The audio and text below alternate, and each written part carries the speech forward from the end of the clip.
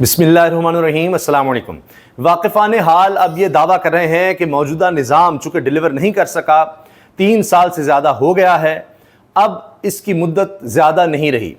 یہ موجودہ نظام گلا سڑا بدبودار نظام اب زیادہ سے زیادہ کچھ مہینے اور چلے گا۔ کیا ہو جائے گا پھر؟ کیونکہ اب باز گشت ہے 27ویں ترمیم کی، اور ان لوگوں کو جو یہ سامنے لائے گئے تھے، بٹھائے گئے تھے، ایک ایک کر کے ٹیشو پیپر کی طرح اب ان کو استعمال کر کے پھینکا جائے گا۔ اور یہ سب مکافات عمل ہے۔ جس طرح یہ لوگ لائے گئے، بٹھائے گئے، ان کی کوئی حیثیت، کوئی اوقات ہے نہیں، ڈاکہ مارا، عوامی مینڈیٹ ہے نہیں، عوام ان کے ساتھ نہیں تھے، اس لیے کوئی بہتری نہیں آ سکی عام آدمی کی زندگی میں، انہوں نے عام آدمی کا سوچا ہی نہیں۔ جب کچھ ہوتا ہے تو یہی خبر آتی ہے کہ اپنے لیے اور مراد، اپنی تنخواہیں بڑھا لیں، یہی کچھ کیا ہے اس نظام میں بیٹھے لوگوں نے۔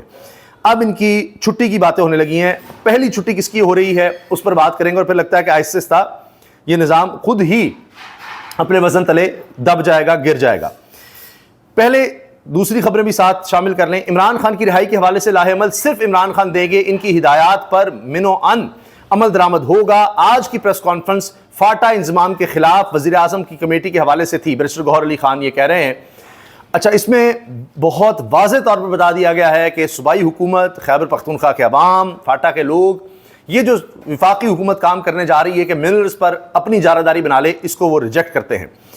اچھا، یہ سنیے بیرسٹر گوہر نے کیا کہا رہائی کے بارے میں۔ گوہر صاحب اس وقت باہر آ رہے ہیں پریس کانفرنس کے بعد۔ بیرسٹر گوہر صاحب کیسے عقیدت سے لکھا گیا ہے؟ آپ لوگ سناؤ۔ کل سے خبریں تھی کہ آپ آج 10 محرم کے بعد کوئی علائمہ دیں گے احتجاج کے حوالے سے، لیکن پریس کانفرنس میں ذکر نہیں ہوا، کیا علائمہ ہوگا؟ جہاں تک اس پریس کانفرنس کا ذکر اس کا صرف بنوا نہیں چاہتا تھا، یہ جو حکومت نے کمیٹی بنائی تھی اور آج ہمارے نمائندگان کے اس پوائنٹ سے تھے جہاں آئندہ کا لائحہ عمل ہے، انشاءاللہ تعالیٰ پارٹی لائحہ عمل دے گی، اور خان صاحب کی جب انسٹرکشن آئیں گے وہ میرے خیال ہے خان صاحب انسٹرکشن سے 10 محرم کے بعد لائحہ عمل دے دیا جائے۔ ساتھ ملاقات کریں گے انشاءاللہ تعالیٰ، دیکھتے ہیں خان صاحب کی جو ہدایات ہوگی۔ دیکھو میں نے پرسوں بھی کہا تھا اپنی کمیٹی میں بھی، ہم ان کو ریکمینڈ نہیں کرتے، ہم ان کو وہ نہیں کرتے،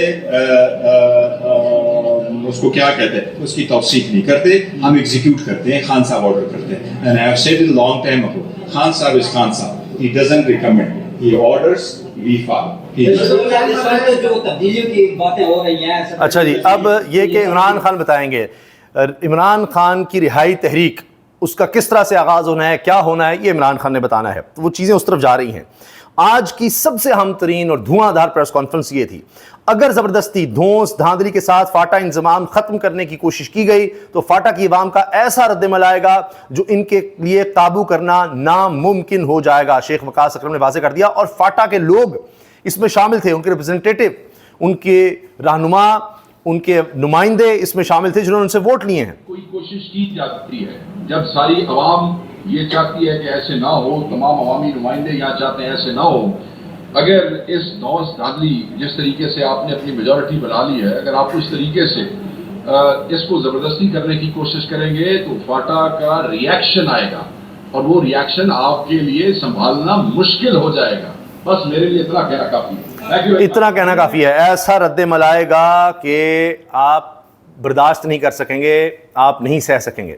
ابھی بھی ہم دیکھ رہے ہیں قبائلی علاقوں میں دھرنوں کی بات ہو رہی ہے، امن جرگے ہیں، وہ آپریشن کے خلاف نکل رہے ہیں، بہت بڑی تعداد میں لوگ وہاں پر نکل رہے ہیں۔ تو یہ وفاقی حکومت یہ جلتی پر تیل کا کام کرے گی، بہت خوفناک صورتحال ہو سکتی ہے۔ اگر دھونس دھاندلی سے زبردستی کریں گے تو فاٹا کا ریئیکشن آئے گا، اور وہ ریئیکشن آپ کے لیے سنبھالنا مشکل ہو جائے گا۔ ہم بات ان سے کریں گے جن کے پاس آئینی اور قانونی اختیار ہے۔ جو بھی کر رہی ہے وفاقی حکومت کر رہی ہے، جرگے کے حوالے سے اختیار وفاق کے پاس موجود نہیں۔ پی ٹی آئی قیادت نے یہ پریس کانفرنس میں بتایا، اور 7 لوگ بٹھائے ہوئے تھے وہاں سے۔ مثال کے طور پہ اقبال افریدی صاحب کہنے لگے قبائلی عوام اور ممبران اسمبلی کبھی وفاقی حکومت کو اختیارات سے تجاوز کر کے مداخلت کی اجازت نہیں دے گی، اور نہ ہی قبائلی علاقوں کا سٹیٹس تبدیل کرنے کی اجازت دے گی۔ یہ سب منرلز پر کنٹرول حاصل کرنے کے لیے سازش رچائی جا رہی ہے، کیونکہ عمران خان نے انکار کر دیا تھا، اور انہوں نے تعریف کی ہے صوبائی حکومت کی بھی کہ جی وہ منرلز بل انہوں نے نہیں پاس ہونے دیا، اور اب سب کچھ اس لیے ہو رہا ہے کہ کسی طرح سے وفاق کے کنٹرول میں لے لیا جائے۔ کہ نہ تو وفاقی حکومت کی یہ اختیارات ہے کہ وہ صوبے میں انٹرفیرنس کرے، اور نہ قبائلی عوام اور نہ ہی ممبر قومی اسمبلی اور نہ صوبائی حکومت ان کو یہ اجازت دیتی ہے کہ وہ وہاں پہ انٹرفیرنس کرے اور قبائلی علاقے جات کے اسٹیٹس چینج کرے۔ قبائلی عوام کا جرگہ سسٹم، آپ کراچی جائے وہاں پہ جرگہ کروائے، کسی مذہب کا جرگہ کروائے، آپ عدالت کے لیے جائے تو وہاں پہ بھی جرگہ ایکسیپٹ کرتے ہیں۔ لہٰذا یہ ڈرامے جو قصے کہانیاں ہیں یہ منرل تک رسائی ہے، لہٰذا اس کو ہم ٹوٹلی مسترد کرتے ہیں اور ان کی جو کمیٹی ہے اس کا بائیکاٹ کرتے ہیں۔ لے جی، وفاقی حکومت کی کمیٹی کا بھی بائیکاٹ، اور اس حوالے سے جو بھی یہ کوششیں کر رہے ہیں وہ ہم نہیں ہونے دیں گے۔ مائنز اینڈ منرل بل پر یہ ڈرامہ شروع کیا گیا۔ سیفرون کمیٹی نے صوبے کے کاموں میں مداخلت کی کوشش کی۔ ایک طرف وفاق ہمارا حصہ نہیں دے رہا، وفاق نے ہمارے فنڈز روکے ہوئے ہیں، گزشتہ سال کا 360 ارب روپے دینا ابھی باقی ہیں، تو کبھی فاٹا پر ٹیکس لگایا جا رہا ہے۔ تحریک انصاف کی یہ جی دھواں دھار پریس کانفرنس تھی۔ باقی ایک پریس کانفرنس نون لیگ نے بھی کی ہے، اس میں چرچے سگریٹ کے شروع ہو گئے ہیں۔ اب یہ لائیو چل رہی تھی اور پھر اب اس میں سب لوگ اس پر کمنٹ کر رہے ہیں، صحافی جو ہیں وہ سیکھ پا ہیں کہ واہ لائیو سگریٹ کے سوٹے لگ رہے ہیں۔ نواز لیگ کے رہنما Raja Farooq Haider Khan P T V پر پریس کانفرنس کے دوران سگریٹ کے سوٹے مارتے رہے، سرکاری ٹیلی ویژن لائیو دکھاتا رہا۔ یہ سیریسنس کا حال ہے، اور ان کے آپ چہرے دیکھ لیں۔ اس میں وفاقی وزیر امور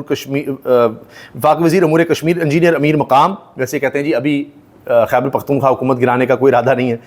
بہرحال مشیر وزیر اعظم رانا ثناء اللہ کا کشمیری رہنماؤں کے ہمراہ تقریب سے خطاب۔ یہ کشمیری رہنما کر کیا رہے تھے وہ بھی دیکھیے کہ یہ اس وقت سگریٹ چل رہے ہیں۔ یہ ہمارے سیاستدان اور ریاستی ٹی وی چینل کا حال ہے۔ نواز لیگ کے رہنما Raja Farooq Haider Khan P T V پر پریس کانفرنس کے دوران سگریٹ کے سوٹے مارتے رہے، سرکاری ٹیلی ویژن پر لائیو چلتا رہا۔ اچھا، یہ آگے خبر چھٹی کی آ رہی ہے، وہ میں مطیع اللہ جان صاحب نے جو خبر دی ہے، مستند صحافی ہیں، اس پر آؤں گا، لیکن پہلے یہ سوٹے دیکھ لیجئے۔ اور اس میں یہ دیکھیں آپ، یہ آپ غور سے دیکھیے گا، یہ دیکھیں لائیو پی ٹی وی بھی لائیو کٹ کر رہا ہے۔ عمران خان کی ذرا تصویر آ جائے، نام آ جائے تو پارلیمنٹ کو نہیں دکھایا جاتا، اور یہاں پر یہ حال ہے کہ یہ دیکھیں لائیو سوٹے چل رہے ہیں، یہ دیکھیں آپ، یہ دھواں بھی نظر آ رہا ہے۔ او ہو بڑی گہری سوچوں میں ہے جی۔ یہ جس طرح سے گرائی گئی تھی نا جی گورنمنٹ عمران خان کی، اب اس کے بعد یہ بھی ہو رہا ہے کہ یہاں ریفرنس بھی آ رہے ہیں لوٹوں کے خلاف آزاد کشمیر میں۔ اس پر ہم آگے تفصیل سے اگلی ویڈیو میں بات کریں گے۔ یہ مطیع اللہ جان صاحب کو سن لیجئے جی، یہ پوری تفصیل بتا رہے ہیں کہ اب کیا ہونے لگا ہے 27ویں ترمیم کے ذریعے۔ آصف علی زرداری تو بالکل فارغ ہو جائیں گے، وہ چھٹی ہوگی، پیپلز پارٹی بھی کوئی کچھ نہیں کر سکے گی، اسی طرح باقی پھر نون لیگ بھی جو ہے وہ پرانی تنخواہ سے بھی کم تنخواہ پر اب کام کرے گی۔ یعنی میں تنخواہ پیسوں والی بات نہیں کر رہا، میں دوسرے والے سے تنخواہ کی بات کر رہا ہوں، پیسے تو اپنے بڑھاتے چلے جائیں گے وہ۔ یہ صدر زرداری کو جو فارغ کرنے کی باتیں ہو رہی ہیں، اس کے لیے ایک وجہ یہ ہو سکتی ہے کہ 27ویں آئینی ترمیم کے لیے ان پہ دباؤ ڈالا جائے کہ جس طرح 26ویں آئینی ترمیم میں پیپلز پارٹی نے بارگیننگ کی، اپنا وزن بڑھایا، اب کی بار وہ اتنی لمبی چوڑی کوئی شرائط نہ رکھ سکے۔ یعنی پیپلز پارٹی کی 27ویں آئینی ترمیم کے لیے بارگیننگ کی پوزیشن کمزور کرنے کے لیے صدر آصف علی زرداری کو ان کے عہدے سے ہٹانے کی باتیں کی جا رہی ہیں۔ 26ویں ترمیم میں آپ کو پتا ہے کہ آپ نے دیکھا بھی ہوگا کہ بلاول زیادہ بے چین تھے کہ یہ کروانی ہے، کیونکہ اس میں ان کے بڑے سٹیکس تھے، بہت کچھ کو مل رہا تھا۔ تو اب مطیع اللہ جان صاحب یہ کہہ رہے ہیں کہ اب 27ویں ترمیم میں تو ان کے پاس کوئی بارگیننگ ہونی ہی نہیں ہے، کیونکہ پہلے ہی فارغ کر دیا جائے گا زرداری صاحب کو۔ ایک تو یہ 27ویں آئینی ترمیم کے لیے بڑا ضروری ہے، مگر پھر 27ویں آئینی ترمیم میں ایسا ہوگا کیا کہ جس پہ آصف علی زرداری مزاحمت کریں گے یا کوئی اپنی زیادہ سخت شرائط بنوائیں گے؟ ایسا کیا ممکن ہو سکتا ہے؟ دیکھیں جی، پہلی بات تو یہ ہے کہ جو ہمارے field marshal general Asim Munir ہیں، وہ صدر ٹرمپ سے مل کر آئے ہیں، ملاقات کر کے آئے ہیں بطور فیلڈ مارشل، انہیں لنچ پہ بلایا گیا تھا، مگر شاید جنرل مشرف کی طرح ان کو بھی احساس ہو گیا ہے کہ ایوان صدر کی جو کرسی ہے اس کا اپنا ہی ایک کرزما ہے، اس کی اپنی ہی ایک طاقت ہے۔ اب یہ فیلڈ مارشل عاصم منیر کی امریکی صدر ڈونلڈ ٹرمپ سے ملاقات کا تذکرہ کر رہے ہیں، جس میں ٹرمپ نے عاصم منیر کی بہت تعریف کی تھی، فیلڈ مارشل کی، کہ وہ بڑا زبردست جنرل ہے اور بڑا زبردست آدمی ہے۔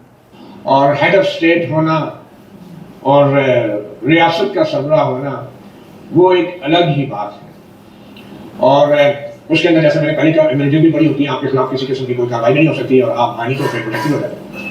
تو یہ اچھا, اس میں وہ بتا بھی رہے ہیں کہ صدر کے خلاف کوئی مواخذہ وغیرہ کچھ ان کے خلاف مقدمہ بھی نہیں ہو سکتا. ضرور ہو سکتی ہے. 27ویں آئینی ترمیم کے اندر جو تجاویز آئیں گی اس میں ایک تجویز اگر اس کو بڑا بلنٹلی اگر رکھا جائے آپ کے سامنے تو یہ ہو سکتی ہے کہ بھئی جو آرمی چیف ہوں گے وہ ان میں سے کسی کو بھی وردی کے اندر صدر ممکن بنایا جا سکتا ہے.